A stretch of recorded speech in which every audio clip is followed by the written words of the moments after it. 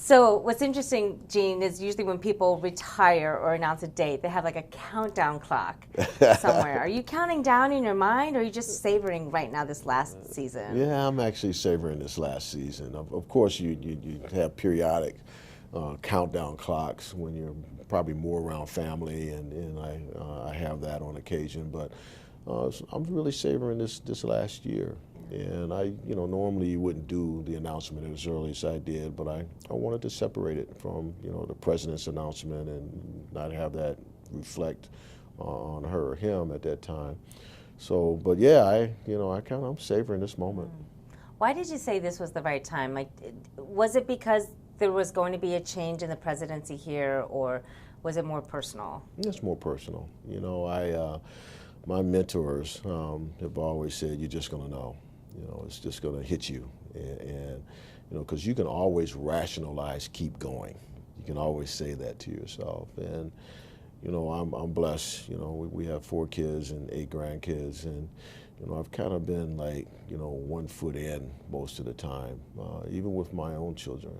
And with my grandkids, certainly that way. I can periodically see them when we travel west or something of that nature. And I don't want to do that anymore. I want to be at their schools. I want to go to their flag football games or whatever it is, their gymnastics meets. I want to be there. And so it was more about that. And another thing my mentors told me, try and do it when you're healthy. I've been blessed, and so right now I'm healthy, knock on wood. But I want to be healthy, and I want to have a chance to be semi-active with my grandkids. 3 of them are golfers, and so I want to golf with them, and so Live life. Live life, yeah. What do they call you? Oh, Papa. Papa.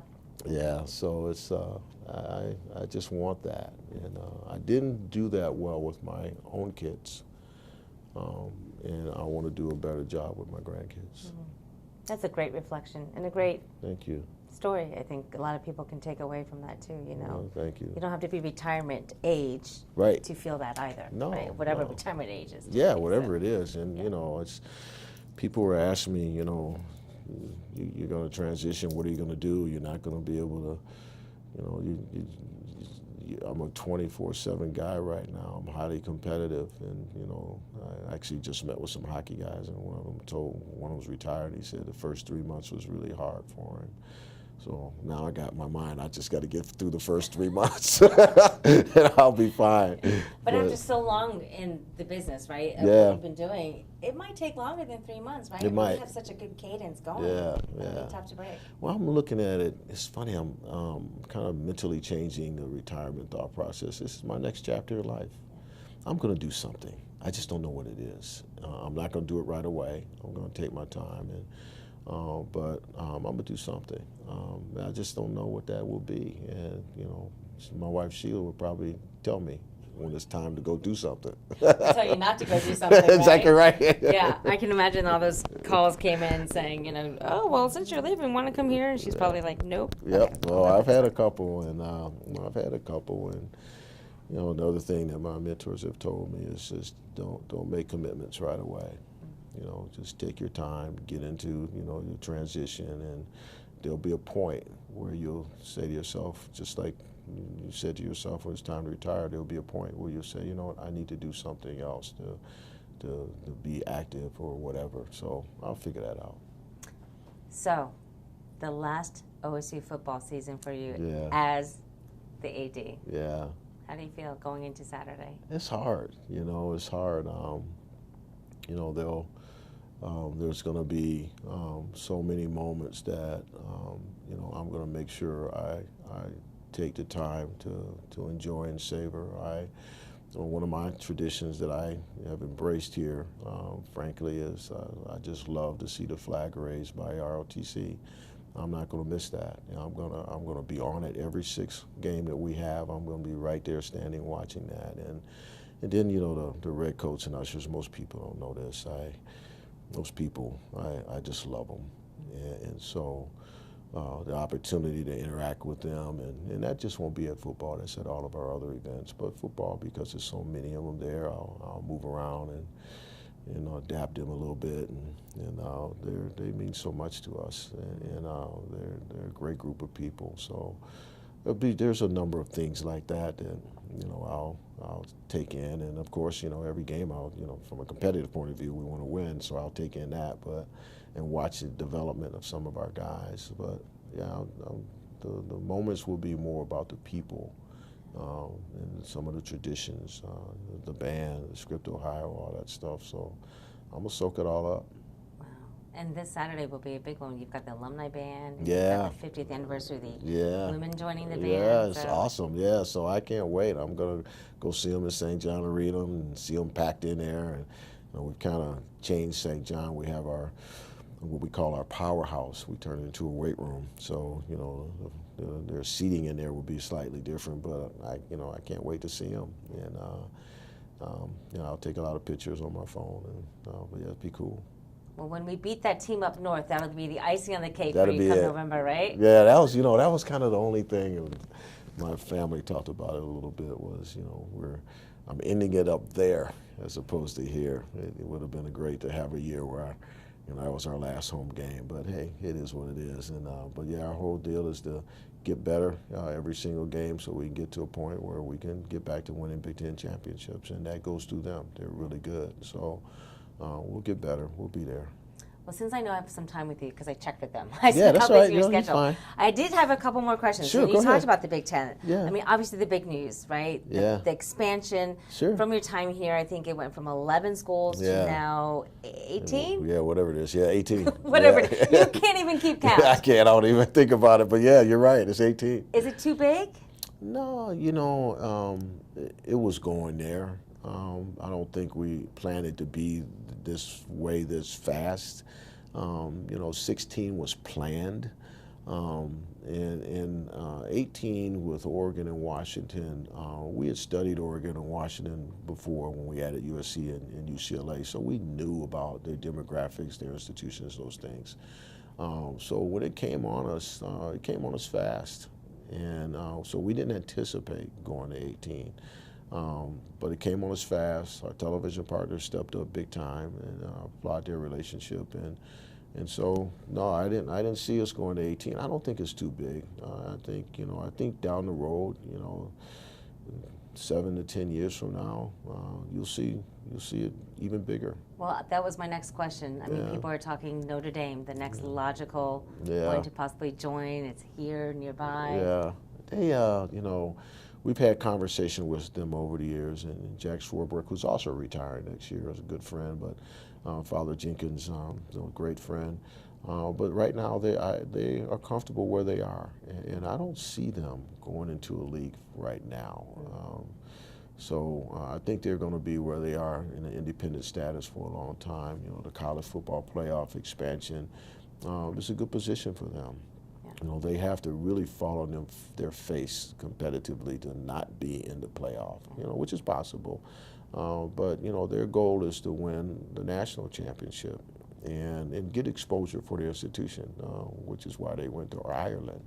And so they have a different mission, and I embrace that. I believe they should be in a conference for my own reasons, but I don't think they're going to join anytime soon. But I do believe that you're going to see conferences collaborate more.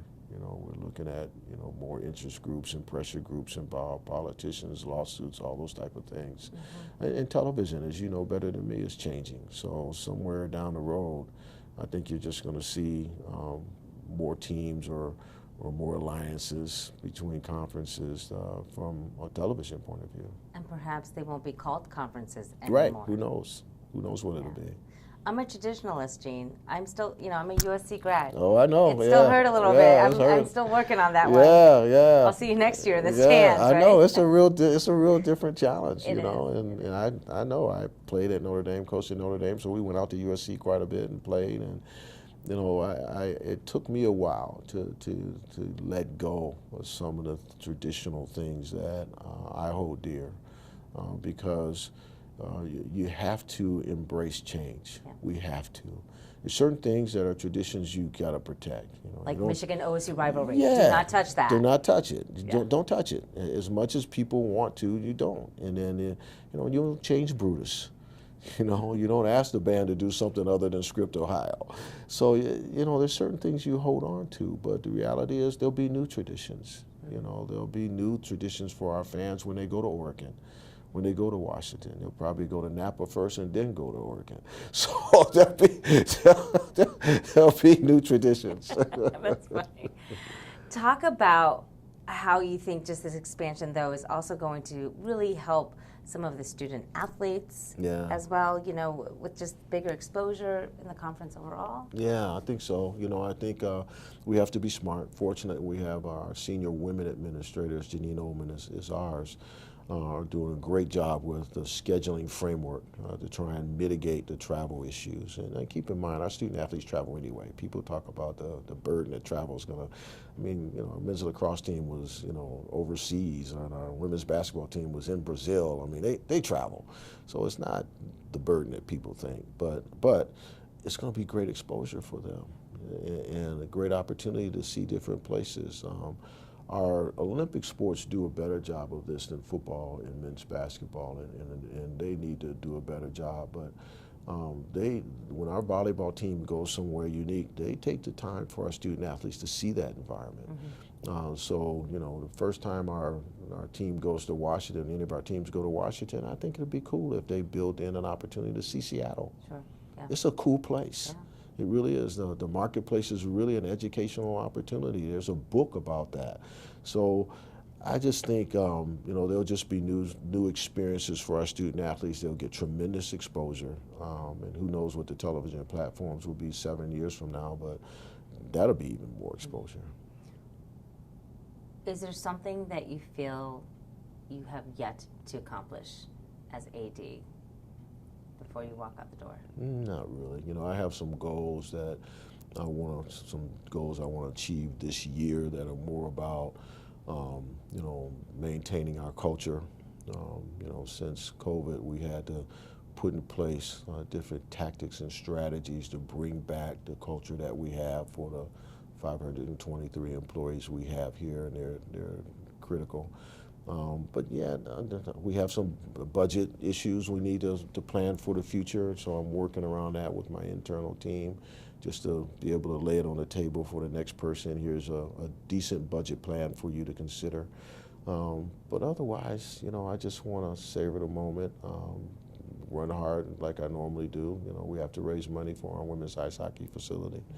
So we're going to keep focused on that. We're doing a study for the Woody Hayes Athletic Center. It's old. It looks good when you walk in, but when you get behind the scenes and look at the mechanicals and you think about in 2005, I think we had 79 FTEs, and now we're over 120, along with the student workers. So we've got people, in custodial closets, and so so anyway, we need more space, and sports science has grown. Yes. So we need more space for our trainers and our strength coaches. So there's a lot there, but otherwise, I'm just gonna try and do what I always do: just savor the moment and enjoy the people, and make sure our teams have what they need to be successful.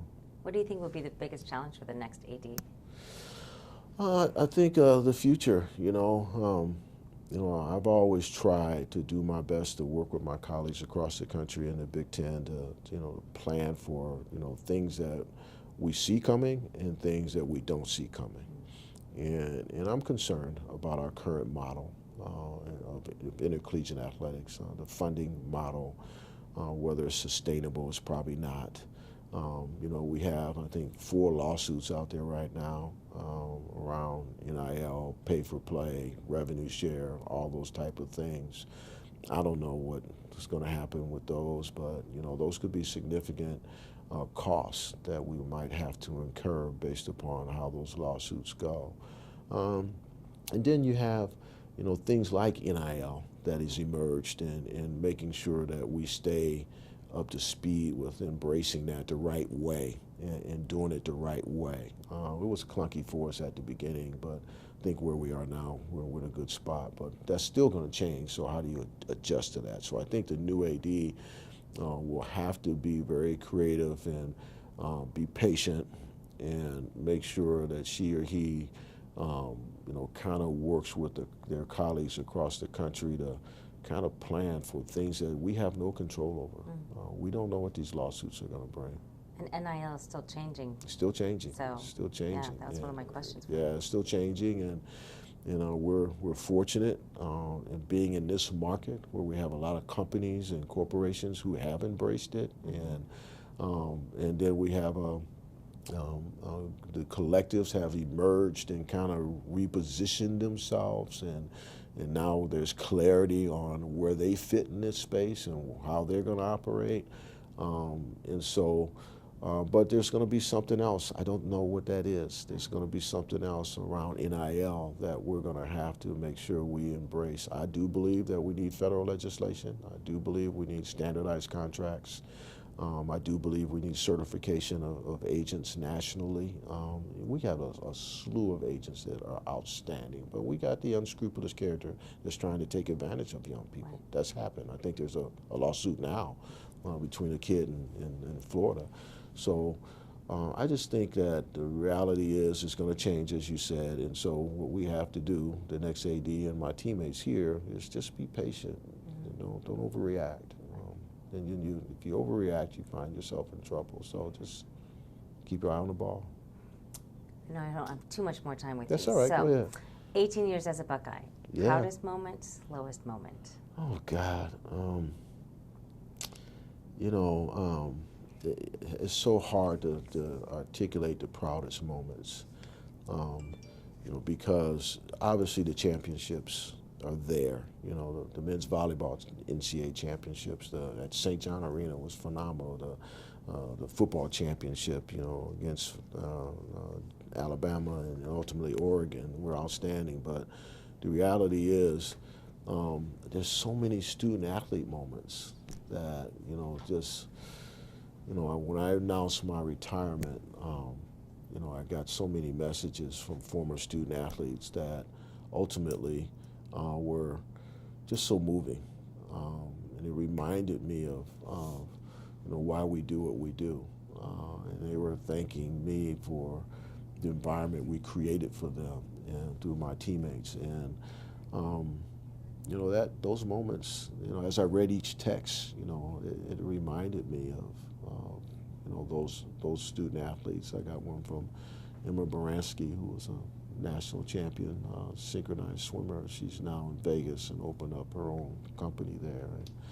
And I had so many of those like that. And so, those are proud moments, Angela, because that's what we do. I mean, it's about creating this environment for these student athletes to excel ultimately when they leave us. And so those are really cool. I love that. Yeah. So we won't call them low moments. How about we call them moments of learning? Yeah, the challenging times, probably top of the pyramid was 2011. Jim Tressel's a great human being, and what we dealt with during that time frame with the NCAA and all that was really hard, and that was challenging. And both professionally and personally? Yeah, professionally and personally. Most people don't know. I knew Jim before I came to Ohio State. I was the athletic director at Eastern Michigan. He was the head football coach and athletic director at Youngstown State. And so we played each other, and I knew him then, and respected him and his father and all that. So that was hard for me, and so that was challenging. And then, most people don't know the personnel issues I've had to deal with internally in my first 4 or 5 years, so I won't go there. But there were some challenges in that time frame, to try and create the culture and get everybody on the same page. It's the old Jim Collins book, get everybody on the bus and some people off and get them in their right seats on the bus. And so there were some times in that process that was really challenging for me, because when you affect a person's life in the lives of other people who may be on that staff, it's painful. It is. But if you are sensitive and humanistic in any form or fashion, and you care about people, when you're making a personnel transition, it's painful, because you feel for people, and that's one of the things about me that's I always have to be self-aware with is, one of my blind spots is, I'm more of an affiliative type leader because I care about people. So I have to check myself a lot when I'm in those moments. So those are challenging. And then, the issue around Urban, when I was suspended and had to, do indoor tailgates at my home for 3 games and, eat hot dogs and watch the games on TV. And wasn't quite like. Yeah. So, thank God for Sheila, my wife. She's the one that came up. We're going to do indoor tailgates, and I was like, "What? We got beer, so it's cool." So, got a bathroom. Yeah, exactly right. It was kind of cool. So, but anyway, that was a challenging time. I don't necessarily didn't agree with the decisions that were made, but I'm a protocol guy, so I'm always going to take the high road on everything. And so that's what I was trying to do at that point in time. But it was challenging. Really, it was a point where I wish we had done things differently. Even back to 2011, wish we had done things differently. So anyone that tells you that they look back at those issues and say, oh yeah, it was all right, well, they're probably not telling you the truth. So those were probably the most challenging times. But I think, like you said, then, right, lessons learned from that, right? Mm-hmm. So whoever Learned a comes lot. in the seat Mm-hmm. after you, right? It's almost like you kind of drew the playbook of got to make sure those T's are crossed and everything. That's right. Happens, That's right. So. Yeah. Well, fortunately, the President Carter and I had a little time to chat when he was here, and we talked about the transition, and we're not going to bother him until he's here. I mean, he's got a job at Nebraska, and we're going to respect that. And so. So the search will start after he gets here. Yeah. And so this will be his hire, whoever he hires, and I'm going to work with him on the profile and characteristics, those type of things. But it'll be his decision.